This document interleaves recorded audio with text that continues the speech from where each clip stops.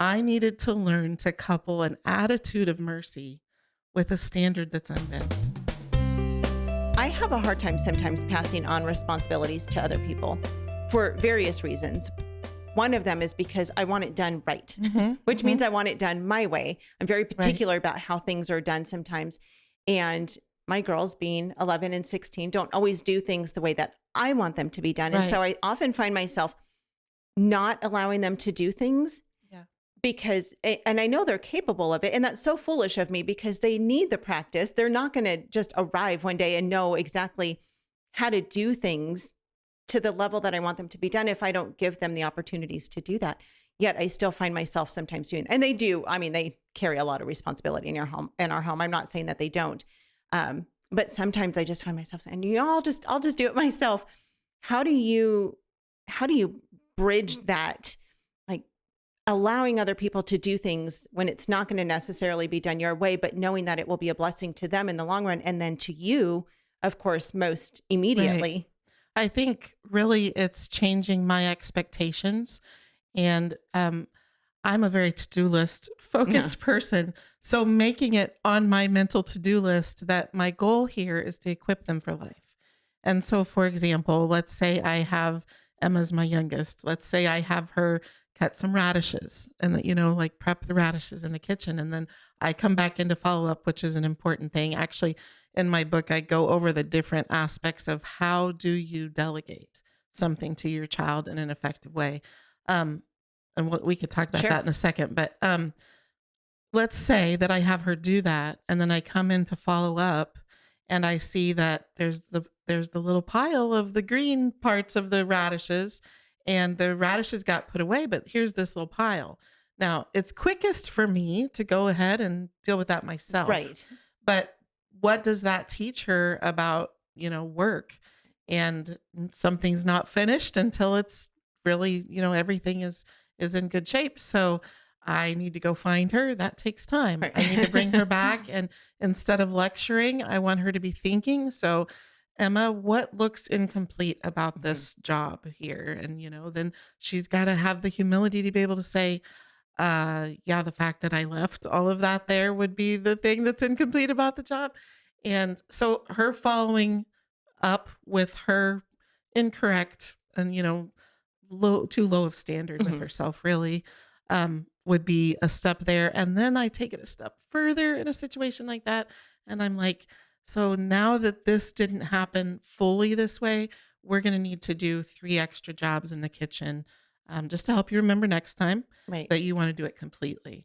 So just having some, praise what you want repeated. Yeah. And also some consequence for not doing to the standard. But here's the thing with setting standards with our kids and helping them to develop a level of excellence in the things that they do. I would say I was a very out of balance mom for several early years of, I knew excellence was important.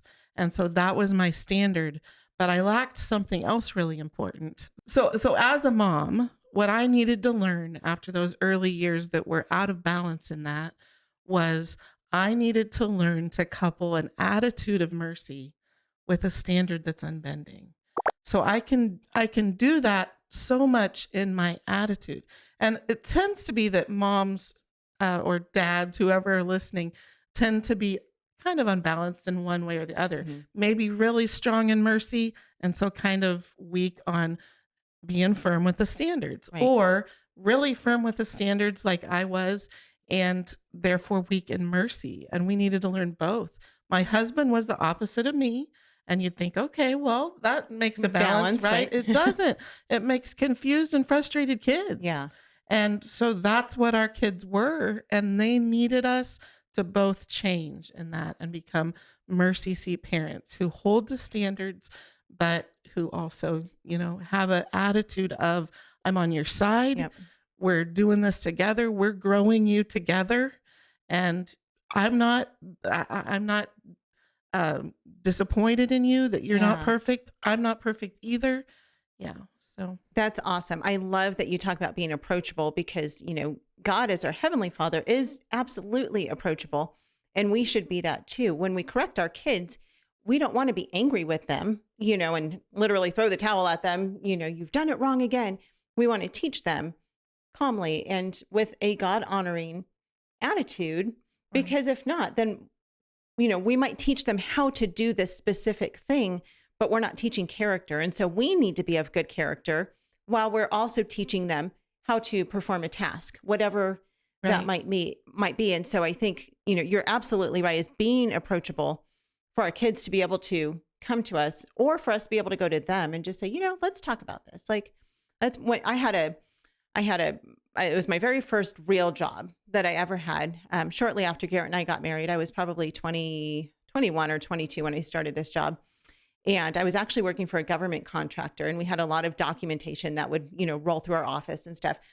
And I would proofread documents sometimes, but I would miss formatting and things like that. And so I remember my boss told me, he said, this is what I want you to do first. He said, I want you to take the document, print it out and take it. And I want you to look at it from a distance and just look at the whole don't read the words, just look at the whole document and see if anything looks wrong. What's off? Is the formatting off? Are the margins off? Or, are the fonts different sizes? Like, what doesn't look right about it?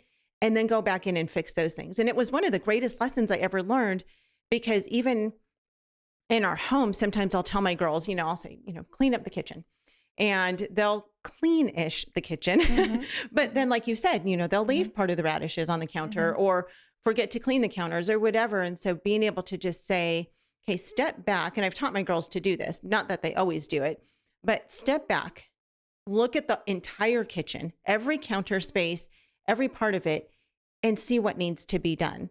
And that really does help to be able to see the big picture. And I mean, there are so many analogies that come along with this as parenting, our kids, we need to step back and look at the whole picture too. And so when it comes to wearing all these different hats and trying to balance it all, that's when we also need to step back, look at the whole picture and figure out, okay, what margins are off? Where is this unbalanced? And how do we bring this back? Or maybe not even back, maybe into balance for the first time ever. And it's a learning process. And I have to say, it's so encouraging to listen to those poor firstborn kids, right? Yeah, right. I mean, they're always the guinea pigs. They're the ones who are training us as parents. And the Lord is using them to teach us the things that he wants us to learn. But I don't know any parent who jumps into parenthood and they instantly know how to do all of this the right way. And, but I appreciate that you were able to humble yourself, step back and say, okay, I'm gonna look at the big picture. This is what needs to be changed. This is what needs to be done in order to bring more order into our home, balance all of the things that we're doing, and have more peace in our home, because it's really what it will result in, right? Right. Is a peaceful home.